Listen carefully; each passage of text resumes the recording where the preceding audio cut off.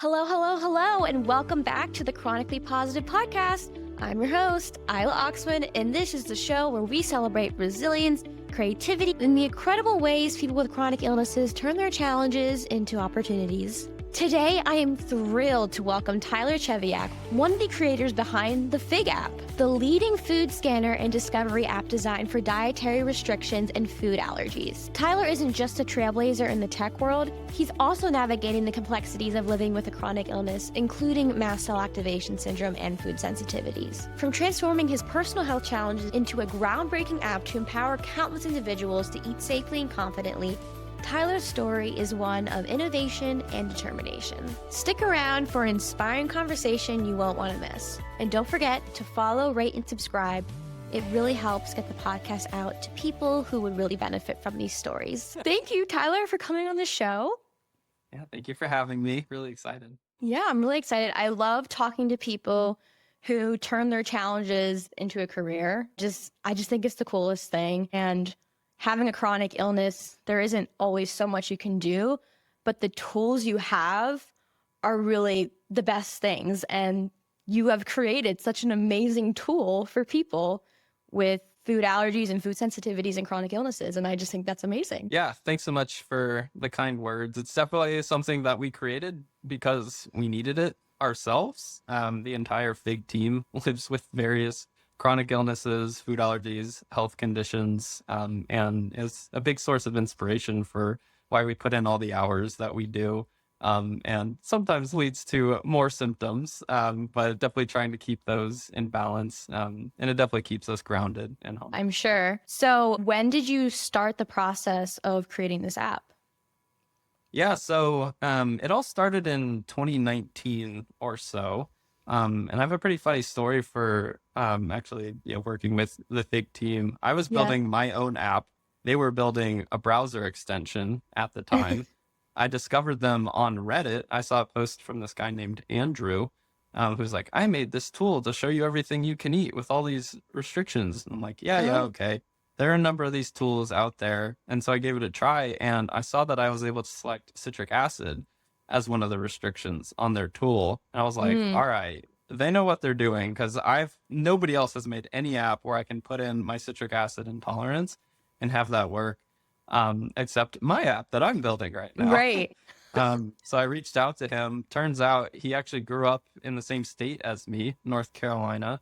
Wow. And I made a 28-page pitch deck on why we should work together, just like a Google Slides presentation. That's awesome. I was like, I'm not a competitive person. I just need this to exist. I'm not here to get rich. Like, I just want to solve this problem for people. And then, just, over the next few months, I was working my corporate job at the time. Every hour outside of that, I was working with them, kind of building our very initial product, which led to a couple flare-ups of my symptoms. I'm sure. But it was, it was the best time. Just being able to work on something so near and dear to me with other people, because it was just really isolating doing it alone, really overwhelming. We built that for probably about a year before we ever did any kind of marketing, telling the world about it. And it's, since then we've been able to grow to over 1 million people on the app and just get to continually improve it, solve more problems every day. And it's really been a really awesome process. That's so cool. It's funny. Citric acid is one of my no-nos too. And it's in a lot of food that you wouldn't think it isn't. A ton. It's like, I actually did. I did a bit of an analysis back of the napkin calculation based on our database. And I think it was 21% of products in America had citric acid just back of the napkin. Oh my gosh. That's so many. There's so many things that I can't have that I just feel like they just don't need to be in foods. And it's so frustrating. Actually, I have pots, and a lot of the electrolyte mixes have citric acid. Almost all of them, literally. Yes. It's absurd. Okay, so I kind of want to rewind a little bit to before you started this app. I kind of want some background on, how we got there, all the the hardship and how you were inspired, with your diagnosis and all of that. Yeah, definitely. So I come from a family of people who have various health issues, going back multiple generations, actually. My Yeah. great grandmother had EOE, eosinophilic Oh, esophagitis. My grandmother has IBS. mhm. My mom has rheumatoid arthritis, celiac disease, and a number of food allergies. And both my brother and my dad have to avoid gluten. But all my issues started in around 2009 or so when I was in middle school. I could eat pretty much anything I wanted as a kid, except chocolate for whatever reason. And all of a sudden, I just started feeling horrible. And I couldn't eat anything. I was vomiting all the time. I had to call out of school probably 15 times just Wow. because I don't want to go into too many details, but I just had horrible symptoms. Um, and I ended up just like, it was like my gut was just telling me, like, stop eating gluten. Mm. And mind you, this was 2009. That was not something that was really discussed back It then. wasn't But trending yet. no, it seemed like my brain made some kind of connection between like bread and feeling horrible. So Yeah. I took that out and I started feeling a bit better. I was able to, still live life, still felt horrible with my GI symptoms Yeah. and overall malaise. Took out corn as Mm. well. And that's when I really started seeing some benefit. And corn, which you may know, is in so many things. And it's mostly the derivatives that are the issue. Yeah. It's thousands of ingredients. And way back in the day, I was just having to, go on these small like corn blogs and learn all about the ingredients I needed to Right. avoid, like citric acid being one of them. Corn is everybody's favorite citrus, right? And yeah, it was just it was a struggle being a kid that had to all of a sudden avoid all these different foods. My friends would make fun of me, learn that they're not actually my friends. And Yes. it's just kind of something that I dealt with. I mean, even in college, like I didn't really want to tell people about it. Yeah. And it affected, my social life, going out to dining halls, people are looking at my plate and being like, why aren't you getting a dessert? Why aren't you eating this cake? Like here, it's Mhm. like your birthday party. You don't even have a cake here. Like, why are we eating like chips or whatever? It was really hard to deal with that.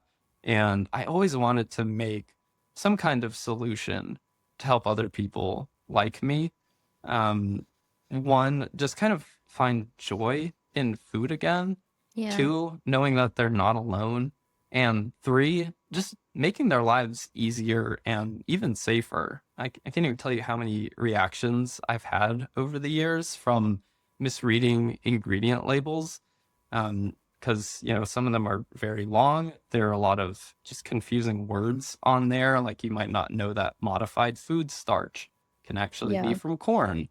It's hard to Right. memorize. I probably couldn't even list out all of the different derivatives of corn off Yeah. the top of my head in a day because there's so many. I'm learning I did not know that. And corn is a big no-no on my list. So it looks like I need to do some reading. And that's kind of where our app comes in too, where we've worked with dietitians who have gone through literally every single ingredient that exists in our food supply and has looked at our list of every diet, allergy, intolerance and said whether that works or not, and added a Right. note on details that you need to know. So for Mhm. something like that, you can just tap on modified food starch and see an explanation relevant to corn, which I use a lot. It's really helpful. Yeah. And anytime I have to try a new diet out, like low histamine or low FODMAP, for example, or anti-inflammatory, it's really nice to know that I have the guide there and Yeah. all the backings from the dietitians we've worked with, like low histamine. We worked with the foremost histamine expert who lives in Yeah. Australia Oh, wow. to build that one. So it's just really cool to have that accessible.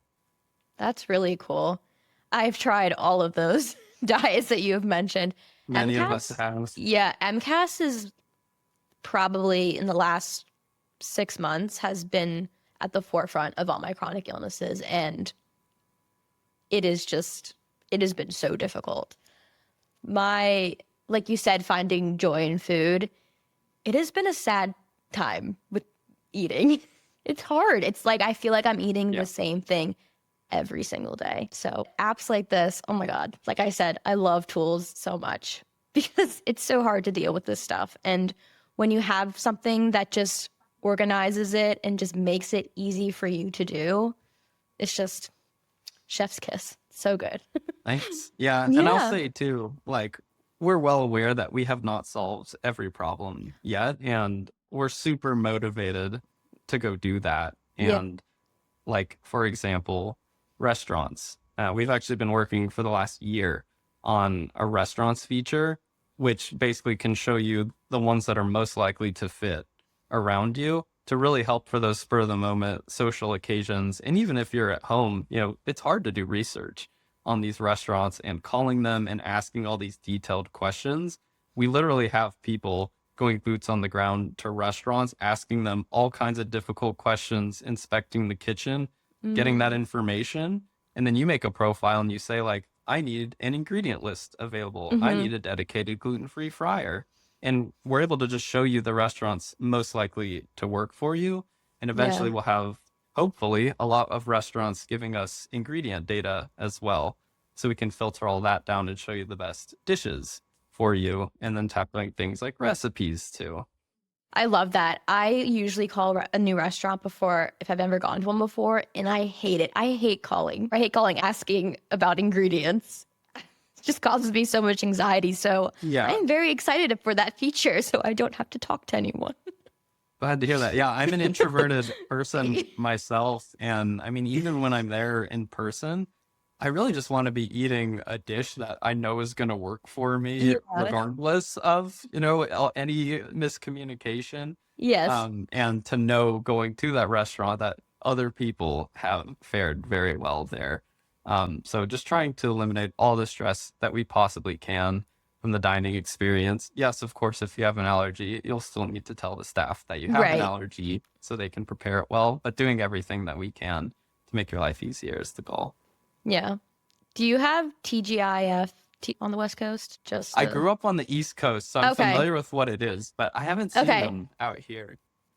So they only cook with soybean oil and like won't, as of 3 years ago, won't adapt for people with allergies, which I think is wild. So that's one place I can never, ever eat at again. Yeah, there are a number of restaurants like that. And like I have, you know, my gluten intolerance, I have celiac friends as well. There's just so many things that matter to each person that I'm still learning. And another, you know, audience that I've spoken to is the alpha gal crowd. And I'm not sure if you're familiar with alpha gal syndrome. I'm not. But you develop it from a tick bite. And it makes just kidding. I've heard of it.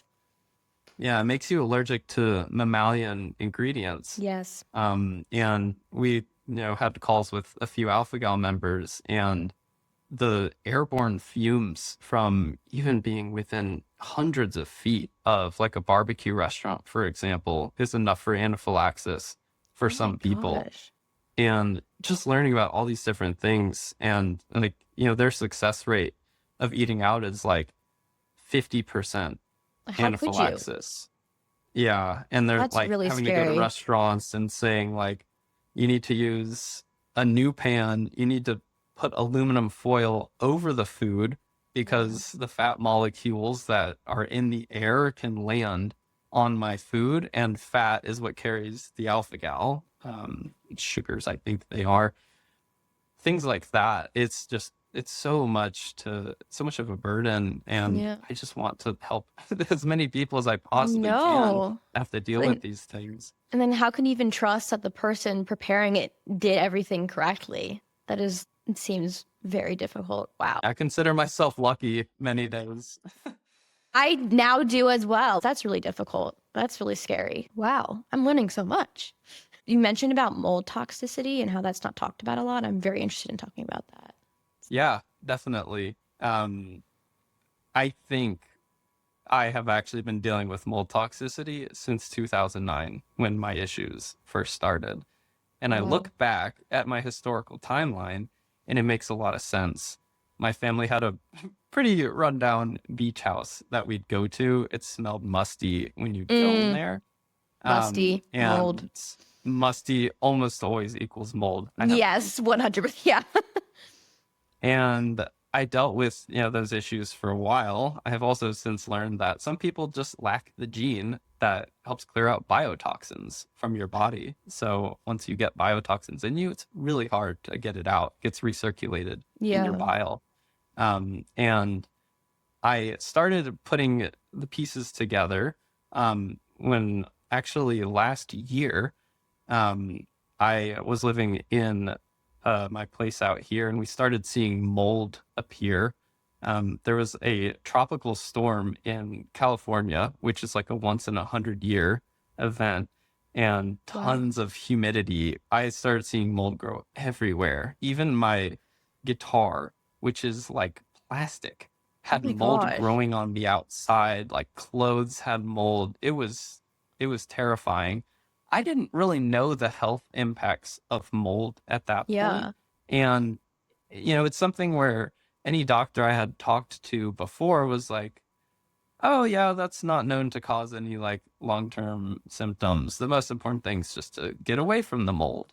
And even my Hmm. allergist within the last year, who was a pretty esteemed allergist, was like, oh, we only follow like what we've seen research on. And I'm like, why in my lease agreement did I have to sign to 10 pages about mold specifically if it doesn't cause any health issues? But That anyways, surprises me we so saw much. yeah, we saw lots of mold. Within the next few months, my health issues just started declining even further. So I was already Yeah. dealing with a number. I had reflux 24/7. My Oh my SIBO gosh. just got really bad. Brain fog got horrible. Um, and I was just like, what is going on? So I went to the allergist, as mentioned, didn't go the best. They're just like, yep, it's your MCAS. I'm like, okay, yeah. In many ways, MCAS feels kind of just like a blanket diagnosis, and there Mm-hmm. might be something under that. And somebody on the FIG team, thank goodness he was looking into this, was like, yeah, I think it might actually be mold that you're dealing with too, mold toxicity. I looked into it myself. I've been seeing functional medicine doctors. I've spent over $10,000 doing this research to figure out what's going on. And I've Yeah. been doing treatment for it, and I actually feel better. And I was like, there's no Wow. way mold can be doing that, right? Because, like, we are just like when we grow up, you wouldn't think that could cause food sensitivities, just like the stuff growing on old bread Right. is causing food sensitivities. But I read a book, Toxic by Neil Nathan, who's kind of like the expert in this space, and my eyes were just opened to what it could be. And finally worked up the courage to spend, I think it was $350 or so on a mycotoxin test. Mm-hmm. And I'm so glad I did that because I just felt so validated when I got the Yeah. results back. And it showed you're at 6 times the normal level of 3 different mycotoxin strains. And Oh my it's gosh. causing these symptoms. And I'm like, oh my God, that is literally what I'm dealing with and have dealt with all these years. And it's like constellation of symptoms, right? Like MCAS, brain Yeah. fog, food sensitivities, just having a overall like very sensitive nervous system. Like I've always been Mm-hmm. ticklish. I've even equated my ticklishness to this now. Wow. Oh It, my it's gosh. just like it's mind blowing how many That's things, insane. how many bodily systems get impacted by this. I'm Yeah. so glad I learned that and I've Mm-hmm. started the process of treating it now, which is very, very long process, unfortunately. Yeah, I But bet. I kind of feel like it's my duty now to go out and tell other people about it. I have obviously no financial interest in that game. I'm not selling mold testing kits or anything, Yeah. but just knowing that that can be a root cause and being able to I guess, open people's eyes to that and help them, it does feel like my duty now. Absolutely. And oh my God, my thought just fully just left. Brain fog. MCAS. So were you able to terminate your lease? Like, how did that go for you? Yeah, luckily California is pretty renter friendly where I live. Okay, And good. our landlord was, I think they knew everything that might come their way if we start approaching them about the mold legally.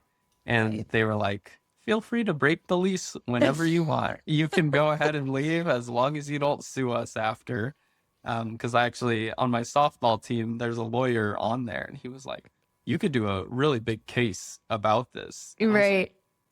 I could. Yeah, I liked them. I think they were good people. But yeah, it's been a huge financial burden for me, and also just like, happiness wise, like I've had some really, really, the darkest days of my life have been in the last year as I've dealt with this. Yeah. And, when you are clearing out the mycotoxins from your body as well, your symptoms actually increase, because you can't get them out of, your excretory pathways fast enough. They get Right. reabsorbed. Oh, And like, it just led to, really dark times.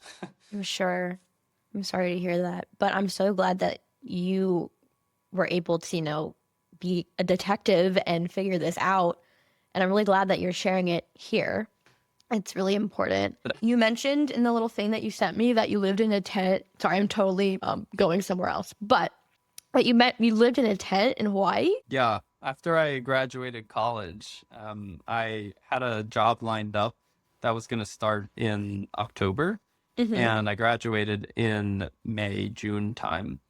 And I had heard about this, I guess it's a website called Workaway, where you can just go do odd jobs in exchange for housing all over the world. Because my friend lives in the Swiss Alps working on a farm. I was like, that sounds incredible. And Wow. I don't have Yeah. any money. I'm, a recent grad, nothing else to do.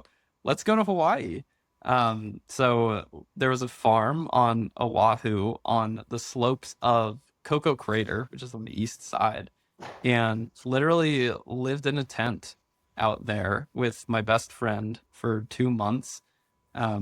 We we grew random things on the farm, like winged beans and sweet potatoes, and they had some animals there, like chickens. So just got to kind of learn a lot about the food system, honestly, how things are grown, and really just give my body that feeling of just, I guess, what living like primally is. Yeah. Almost like what our ancient ancestors did.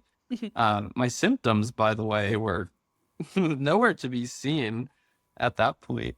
I still had to avoid, gluten, corn, these other Right. things. But a lot of these, like, I guess, more variable symptoms, like brain fog and reflux, I didn't even think of myself as chronically ill at that point, which is Wow. amazing.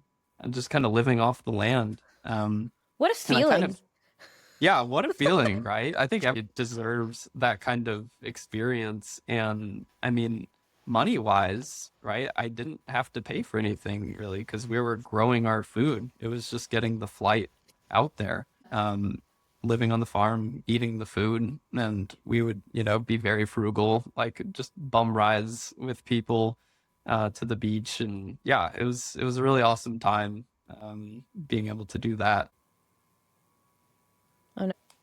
I don't know why, but the internet on my other computer cut out. There's always something. And that. We're used to it though, right? This is just, Oh my just God. another day in the life. What is going on? Why is everything falling over? Okay. Wow. So the odds of me remembering the last thing you said are very slim. It's gonna be tough going back to what you were talking about. Well, I Do you will remember? have to say the same. We both have brain fog. This is like one of the hard things about Hawaii. Yes, Hawaii. we were in Hawaii. Yes. Yes.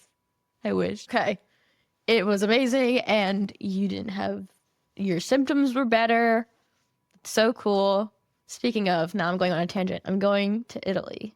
I'm very excited about potentially being able to tolerate some more things. I'm going to be a little bit experimental, which might not be a great idea. But we're staying in one place the whole time. So if I have a day where I don't feel well, I'm willing to try a few things if I don't feel good.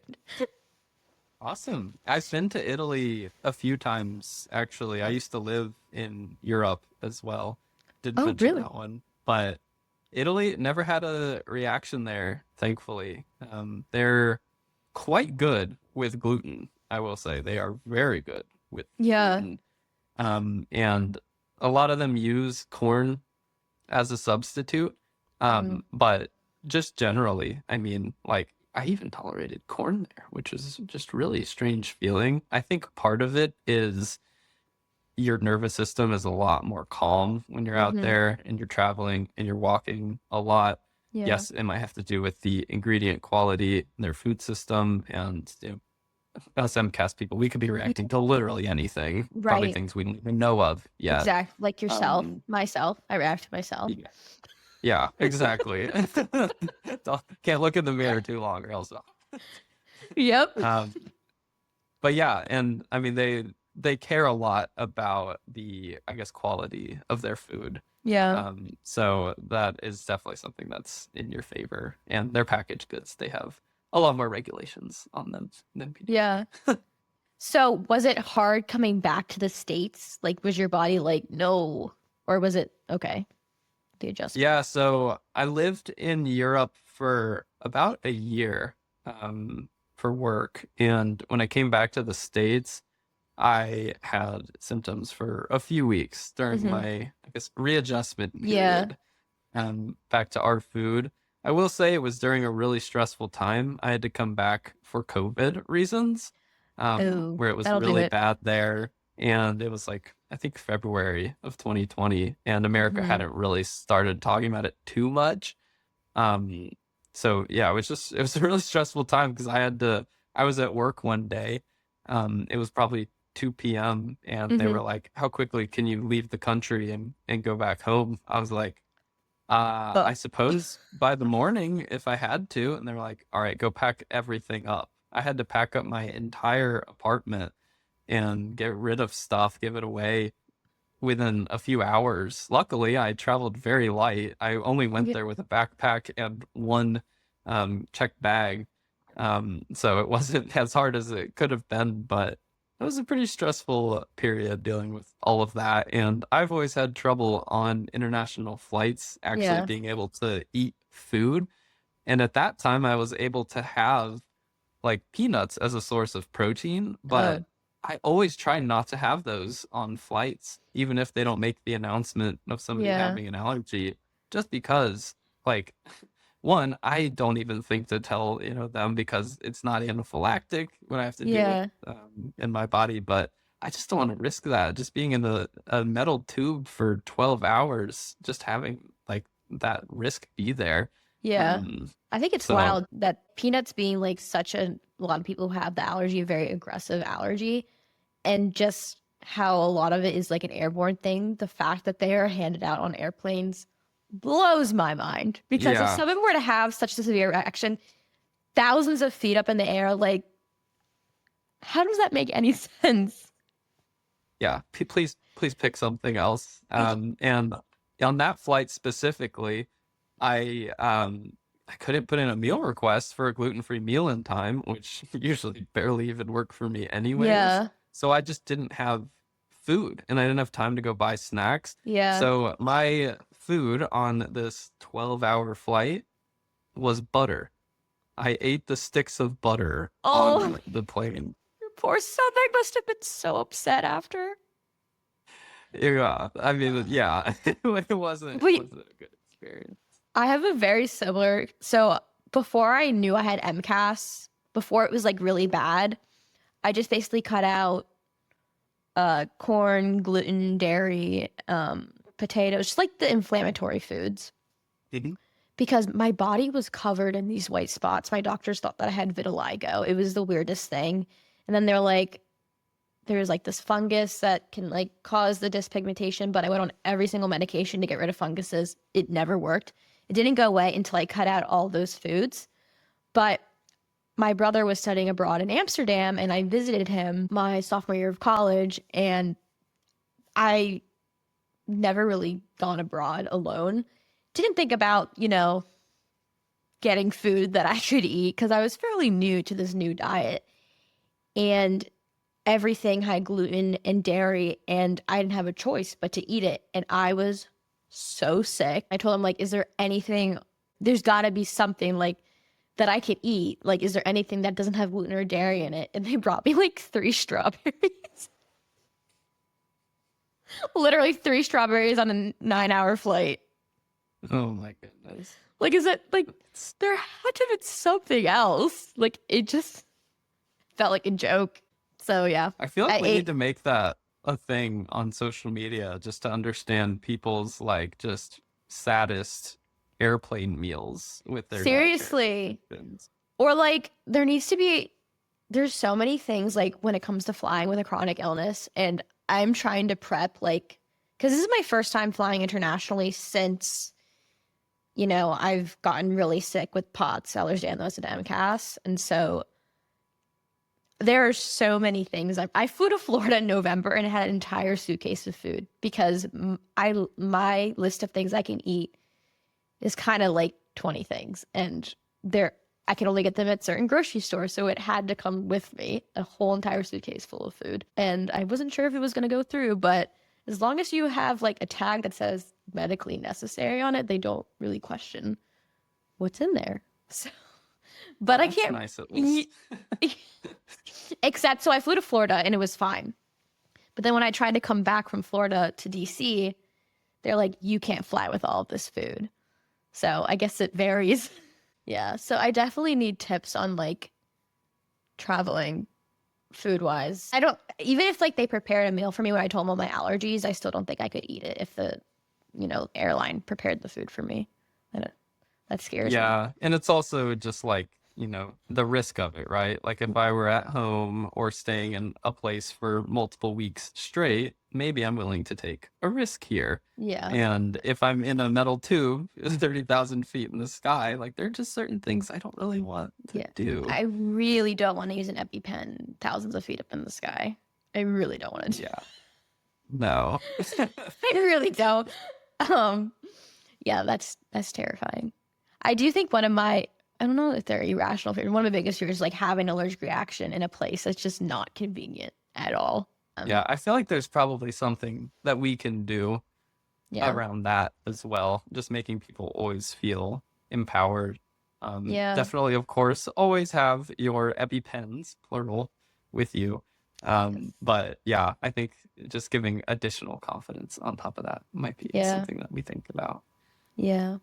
For sure. I think I need to practice eating out more and just advocating for myself better because I used to love eating out. I hate it. I truly do. So again, I'm very excited for this restaurant feature on the Big App. That's our exact mission, right? And that's what our team is saying right now ourselves, of like eating out is just like such a burden right now. And it's so hard to be social. I feel bad in many cases. I feel like I'm holding other people back. I don't want that to be the case, and I think we can help a lot. And like there are places out here where I never even knew about it until like a gluten-free content creator would tell me about it. If you're watching this, Malia, thank you for introducing me to Nectarine Grove. That place has changed my life. But I just want to have that feeling of discovery for everybody where it's like, oh my gosh, like, sure, there may only be 2 restaurants in this city that are willing to go to that level of their ingredient quality, transparency, accommodating me. But 2 restaurants, like to somebody like us, is incredible. Like that's you a big have deal. all of my business. I'll go there every weekend. That's amazing. So just matching people with those places and also creating demand for those places. So more restaurants start to be more accommodating, and also just providing them the guidance that they may need to be able to manage allergies better, like giving them training telling them what actually appeals to people with dietary restrictions and even just a general healthy crowd. I think most people would appreciate being able to see ingredients that are available at restaurants and just knowing like what's in what I'm actually trying to eat here. That solves 80% of my worry with I your know. meal. I wish that was mandatory. I went to a barbecue place and they just didn't have a list of any of the ingredients in their barbecue sauces. And then, like, we don't even know what's in them. They just had no Yeah. access to any of it. And I was like, that's so sad. I've had it before too, where they have the ingredient booklet and they're like, all right, what do you need to avoid? And I'm like, can I look at it? Like, and I can just tell you. And they're like, no, like, we can't show you our proprietary recipes. I'm like, I don't care if you put like onions and garlic into Yeah. this thing, other than I will have a horrible reaction if I do have that. And I don't trust you Please to just read let me that know. correctly, sir. I literally just stood up and walked away. I was like, I'm not eating here. Yeah. Like, I don't want to give you my business. I don't know if I can eat here. I can't go through my list of Yeah. 1,500 ingredients that might contain corn or gluten for you. Oh, yeah, but it's like, what can't you have? And I'm like, I can't give that list. Like, I Let's don't do even it know. the other way around. Yeah, I can't even think of everything I can't have. It's just as long as I see the ingredients and I don't see one of them, I'm good to go. Yeah. Yeah, that's exactly how it is for me Yeah. as well. The panic whenever someone asks me, so what are you allergic to? I'm like, I can't tell you that. I don't even know, honestly. Yeah, I'm still figuring it out every day. And then it's a scale too. Some of them are much worse than others. And it's like some develop, some go away. Some, if I'm in a really stressful period of my life, I have them. Yeah. I don't know how to answer that for you. I'll send you my fig profile though. That's the closest bet. That's a really good idea. It's better if I send you all the things I can eat, because that list is shorter than the things that I can't eat. Yeah, and that was a big impetus. I feel so smart when I use a big word. That was a big impetus for the discovery feature on Fig. So when you first get onto the app, you put in all of your dietary restrictions. You're able to see to the ingredient level all of the things that you need to restrict, whether that's like pea protein, citric acid, like we've talked about. We have over 2,900 ingredients. It'll find everything in the world of food Yeah. that matches all of your needs and show it to you. And you can filter by store, by category. And we really want that to feel like a magical experience and to be really helpful. And for when you need something like a pasta sauce, you don't have to go to Google and do an impossible search of Right. gluten-free, corn-free, citric acid-free, onion-free pasta sauce. And then You just break go onto search Fig. engine. Yeah. Yeah, Google, you Literally. can't even handle that one. No. You just go onto Fig and type pasta sauce, and we've Yeah. already got that handled for you. And I think that's really cool. Is it perfect? No. I'm sure there's tons more that we can do there to keep Yeah. making it better and better. But it is really awesome to know that it's just going to help me find products that actually are going to work for me, and I don't have to stress about that Yeah. and do impossible Google searches.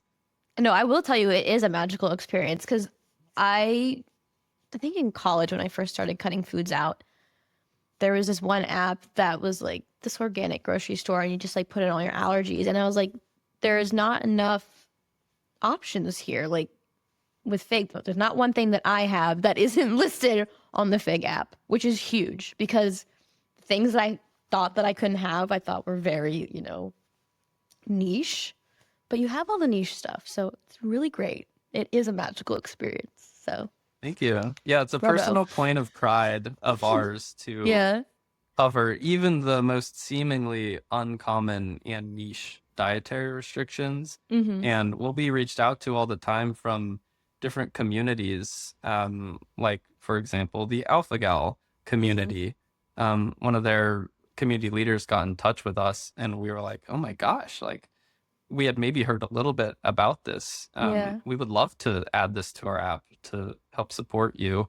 And, eosinophilic esophagitis, oral allergy syndrome, latex allergy, nickel allergy.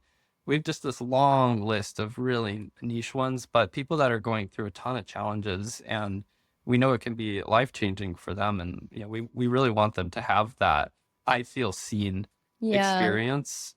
That's just, it means the world to us that we're able to have that impact on people. it's so great. It really does. It does like lift this weight off.